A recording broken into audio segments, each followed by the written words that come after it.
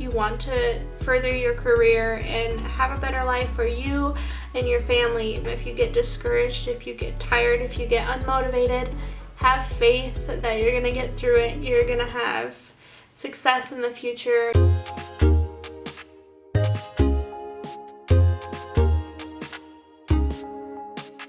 Hi guys, welcome back to my channel. I'm excited to share with you guys another video, and this is going to be how to succeed in college as a mom. So if you're going back to college after having kids, or if you have had kids and you're in college, anything like that. I actually didn't end up taking any time off, but I know a lot of moms do and go back way later. So this video is for you if you're in that situation. So don't forget to subscribe and hit the notification bell, and let's jump right in. So I have a list here that I'm going to just talk about, and hopefully you find it helpful or interesting. These are in no particular order, just kind of brain dumped onto my phone, and we're gonna go with it. Okay, so the first one is to figure out how to manage your time well. In college, especially when you're a mom, you have to figure out when you're gonna study, when you're gonna be in class, and you're not gonna be able to do very well if you don't have a good plan at when you're gonna do things. And a lot of times when I am in classes, I will plan ahead of time to get my homework done that's due next week. Try to start it now and try to get it done now, because kids can kind of be unpredictable a little bit, and you might not have time, or they might not sleep the whole length of their nap on a certain day that you were gonna get something done, and end up really just interfering with getting what you need done, and then maybe you will not turn it in on time. That kind of segues into my next one, is to be organized and schedule everything. So I use a planner, and I use sticky notes for every day for assignments or whatever I need to get done that day. The sticky note says Monday, and bullet points what I'm going to do on Monday, what I'm going to do on Tuesday, and then on the actual planner is things that are due each day. So I don't like to crowd my planner too much because it just gets overwhelming. So the sticky notes allow me to change my schedule on a day-to-day basis based on what I get done, what I don't get done, and whatnot. So it's really nice to do. Number 3 is to have good routines with your kids, in general with yourself.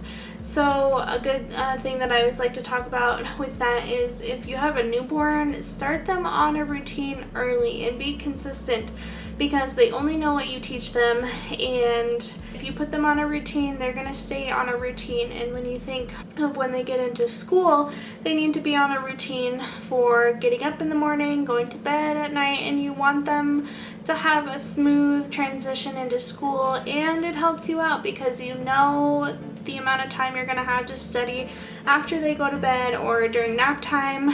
Even though we've always had Ava on a pretty good schedule or routine, her nap times aren't always the same amount of time every day, and that's just the way it is. But having a routine definitely helps. The next one is to schedule most of your homework for the weekdays and to rest on the weekends. So you don't want to get burnt out, and you don't want to be scheduling yourself so many things to do each day. You need a break.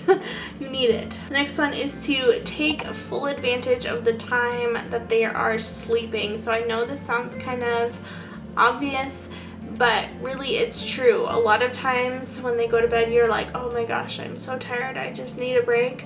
But if it's a weekday and you have stuff to get done, take advantage of it. And even like sometimes I would get everything done during the day, during their nap time and whatnot, that when they go to bed at night, I wouldn't have to do anything. So if you just get things done earlier in the day during their nap times, then maybe you'll have a break later in the day or later that week. The next one is to clean your house while they're awake and involve your kids in cleaning. So I do this all the time. Ava helps me do chores all the time, and she helps me cook and whatnot.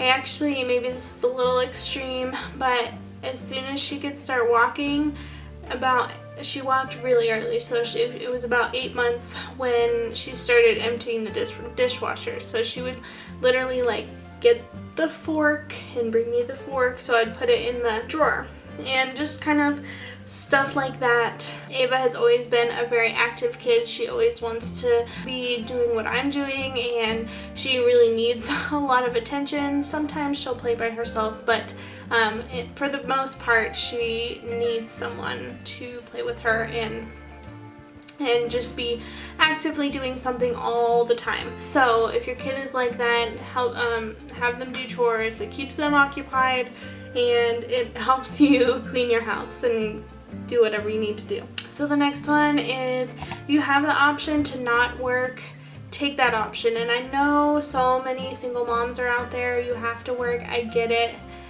You gotta do what you gotta do.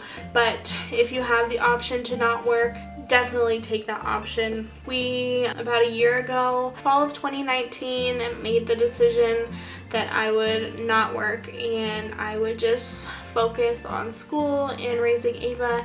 And although that has its ups and downs as well and struggles, that was a good option for us because, for one, I didn't want to be, or we didn't want me to be working just to pay for her to go to daycare when she was really young.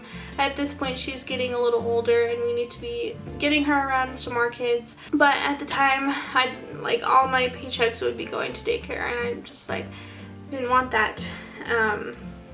And also, Alex and I were splitting all the responsibilities. We were both responsible for everything, and that just got really overwhelming with everything that we have going on. We're both in school, both working, both need to clean the house.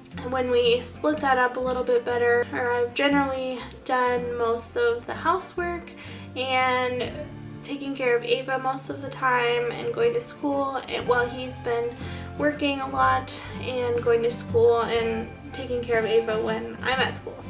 So that's worked generally pretty well for us. I'm not sure if that'll be how it is in the future, but we'll see. The next one is to meal prep freezer meals for the week, for the month, 2 weeks, whatever you can do. I've tried to do this in the past. If I do it in the future, I'm only gonna choose meals that I know we like and that I can just take out of the freezer. This can be a great tool if you're like me and don't like cooking when you have a lot going on. You can just take something out of the freezer, put it in an Instant Pot, crock pot, or even just throw it on a baking pan and throw it in the oven and go. And it's super easy, and that's one less thing to worry about during the week. The next one is, if you have family support, use it. So if you live around family and they offer to help you, definitely take them up on that whenever you get a chance, or whenever they offer, whenever they can, because you either have a lot of stuff going on, you're very overwhelmed, or you just need some time for you. And that's kind of one thing I wish we had a little bit more of, and it's not because of our family not wanting to support us, it's just that we live, 3 hours from our family, and that's not a lot. So they have definitely supported us and helped us in really times of need, but in general, on a day-to-day basis, we have no one to help us here, and that gets pretty tiring, and it can be a kind of overwhelming. But definitely, if you have family nearby and they offer to babysit or anything like that, take them up on it. It will help you. The next one is to not forget about your health. I know it can be super easy to just kind of forget about your health.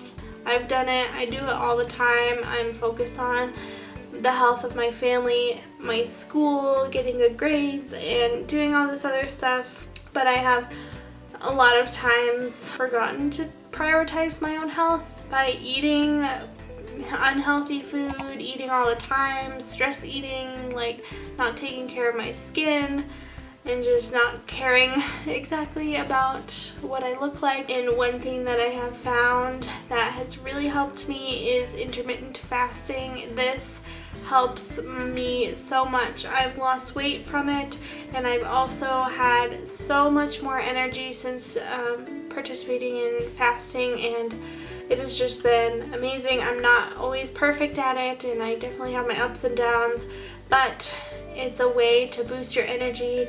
And when you're a busy mom in college, you need the energy.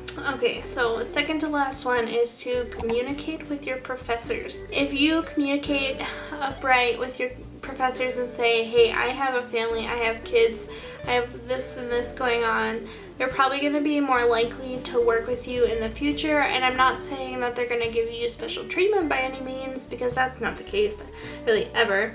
But they maybe will understand certain things a little better. So like last spring when college went all online, our chemistry exams were at a weird time. I think the exam was at 7 on a Thursday night, and Alex had been working out of town, so he would go to work at 7 and he would come home at like 9 in the morning.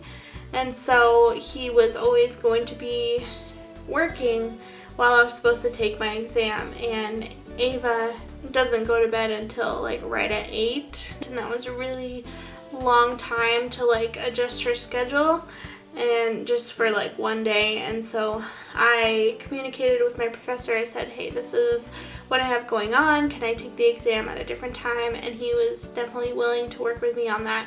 I know it can be kind of intimidating to go and talk to a professor. Even just an email is like great, but talking face to face is really good too. And the last one is broken up into 3 parts. 1, have faith that you're gonna get through it. You're gonna have success in the future. You are gonna have healthy, happy kids, or you already do. Have faith in that.